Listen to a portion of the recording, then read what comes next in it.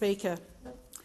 I often reflect in this place on my experiences working with women in the homelessness sector. It was an absolute honour and privilege to be a small part of their lives at a time of great distress, to hear their stories and to provide support and assistance to help them rebuild their lives. But as with all issues, prevention is better than cure, and so it's important to understand how women come to be homeless, not just to pick up the pieces afterwards. It's cheaper, more effective and better for the humans involved to prevent crisis rather than to have to rebuild after the damage is done. And when I spoke to women experiencing homelessness, it was clear that their current circumstance was the result of a perfect storm of gender disadvantage throughout their lives. They were often in low-paid jobs, casualised part-time employment, as is so common in the feminised industries. Recent pay rises in aged care and childcare and the minimum wage, along with groundbreaking IR legislation aimed at same job, same pay and closing loopholes to improve the rights of casual and gig economy workers, have made huge strides towards closing the gender pay gap, as can be seen by the record low gender pay gap of 11.5% achieved by this government's deliberate policies and legislative agenda. These women also often had time off work for parenting, and these gaps in their employment, sometimes leading to the loss of a job, had a huge financial impact on their financial position. When I had my children in 1999, there was only unpaid parental leave available.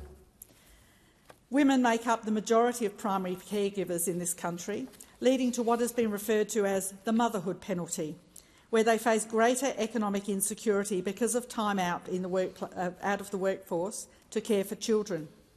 Women with children face an average 55% drop in earnings in the first 5 years of parenthood. The effect of lower income compounds over time, increasing the gap between men's and women's superannuation balances at retirement. The data is clear. Women retire with around 25% less super than men. And we want to change this. We know inequality serves no one. As adults, sometimes as older adults, these women are knocking on the doors of homelessness shelters, sleeping on the couches of friends and family, or bouncing from one house sitting job to another, sleeping in their car in between. They're homeless. And when you ask them about their financial resources, they would have no savings and next to no superannuation. A $4,000 super balance was a pretty good balance in the homelessness sector. That's not going to help you in retirement. And so the campaign for paid parental leave and superannuation on paid parental leave has been a long one, but an important one. And it takes a Labor government to undertake the groundbreaking reforms that make lives better for Australians. Labor has a long and proud history of improving the lives of Australian families with critical nation-building reforms. It was a Labor government who introduced our country's first maternity allowance back in 1912. It was a Labor government who created Medicare, the Pharmaceutical Benefits Scheme, the National Disability Insurance Scheme. Labor governments delivered no-fault divorce, the single mother's benefit and child support system. And it was a Labor government that introduced compulsory superannuation. And it was a Labor government, the Gillard government, that introduced paid parental leave in this country. And when paid parental leave was introduced in 2011, it was a major milestone for Australian families. As the Minister for Families, the Honourable Jenny Macklin MP, said in Parliament at the time, this historic reform is a major win for working families who have been waiting decades for a national paid parental leave scheme. For many parents, the 18-week payment, fully funded by the government, was the first time they could access any paid parental leave.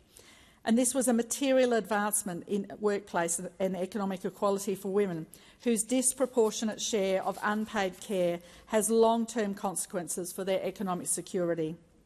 Paid parental leave is critical for families, it is critical for women, and it's critical for the economy. The Gillard government knew this, and the Albanese government knows it too. From day one, the Albanese government has been working hard to improve paid parental leave for working families. As a centrepiece of our first budget, we announced important reforms to modernise the scheme to meet the needs of Australian families. First, we passed legislation so that from the 1st of July 2023, more families have access to the payment with the more generous family income test. It's easier for parents to share care, and they can take leave flexibly with periods of work in between to support them in the transition back to work. Then earlier this year, we passed legislation to increase the length of the scheme. From the 1st of July 2024, we added 2 more weeks of payment, expanding the scheme from 20 weeks to 22 weeks.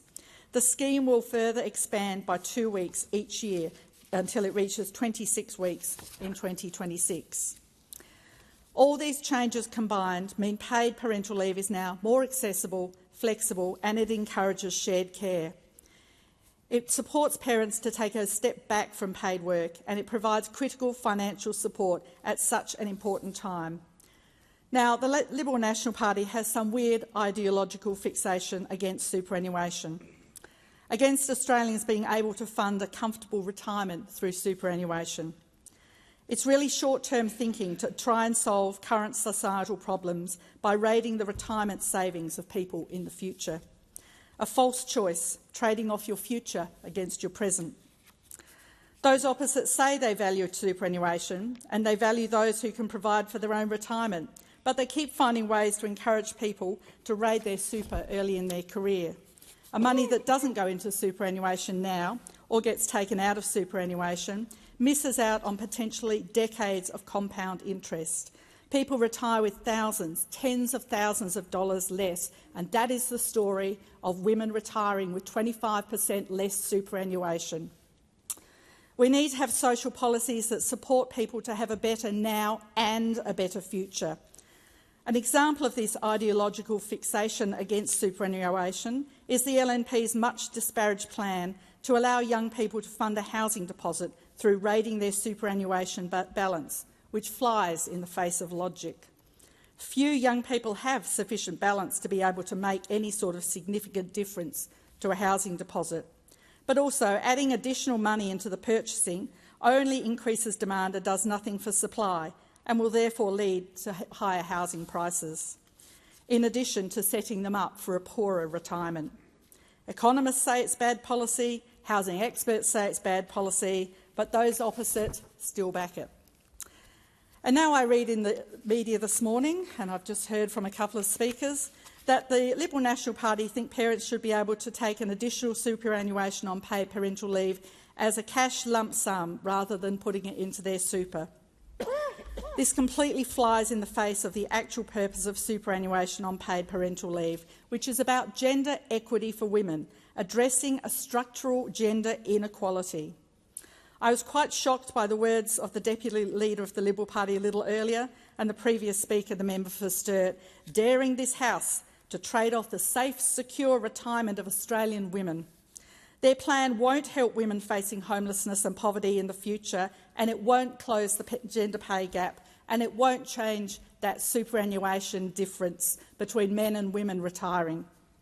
This is why the Albanese Labor government has achieved a record low gender pay gap, because we've addressed the actual issues that caused it, structural issues. This bill is about resolving the issue of women retiring with 25% less superannuation than men. It's not okay. Of women retiring into poverty, into homelessness. Paying super on paid parental leave is a positive investment in the future of working women and the broader economy. And so I'm very disappointed at the words that I've heard from those opposite. This bill will mean so much for Australian families, for Australian women and for the economy. Women are 51% of the community, and gender inequity is still an issue. But back to the bill. How will this work? For babies born or adopted from the 1st of July 2025, this bill delivers all eligible parents with an additional 12% of their paid parental leave as a contribution directly into their super fund. This super contribution will match the superannuation guarantee rate as at the 1st of July of the financial year the paid parental leave is taken. It will rise with any future increases to the legislated superannuation guarantee. The contribution will be made annually by the Australian Tax Office after the end of each financial year. It will include an additional interest component to address any foregone superannuation fund earnings as a result of the payment not being made more regularly. Most parents won't need to do anything further to receive their superannuation payment, and the claim process for paid parental leave will not change. Around 180,000 Australian families will benefit from these changes.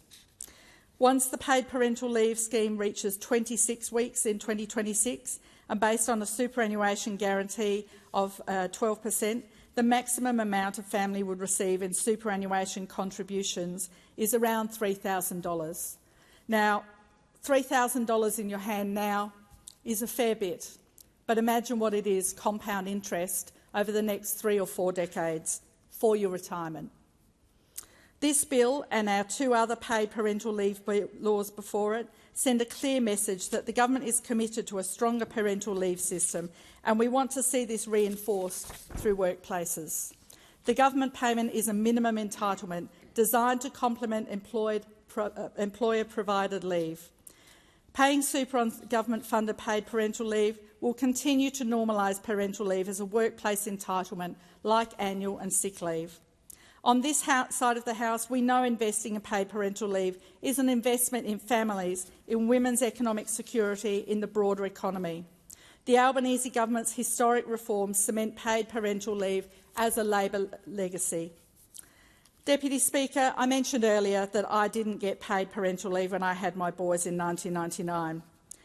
One of the things that drives me in my pre-parliamentary career working for the community, when I ran for Parliament, in my work here in this place and in my electorate of Boothby, is that I want better for those who follow behind me. I didn't get paid parental leave. I had that income gap and I had that gap in my superannuation. But I want better for those having families now and in the future. I want gender equity for the women who follow behind me, and superannuation on paid parental leave is an important part of that. It is not okay that women retire with 25% less superannuation than men. Women are retiring into poverty. They're turning up in the homelessness sectors. The amendments being offered by those opposite do nothing to address this, nothing at all. It was Labor that first introduced paid parental leave in 2011. It's Labor that invests in a better future for Australian families. In our first term, we've made the most significant reforms to paid parental leave since it was introduced over a decade ago. Paid parental leave has changed the lives of millions of Australians. Our reforms make the scheme stronger and more suitable for the needs of modern families. Paid parental leave is a proud Labor legacy, and we will always work to strengthen it. Super on paid parental leave is good for women, it's good for families, it's good for employees, it's good for business, it's good for the economy. We need to start getting those numbers of women ending up in homelessness down. This is a part of it. This helps with their superannuation balances. I commend the bill to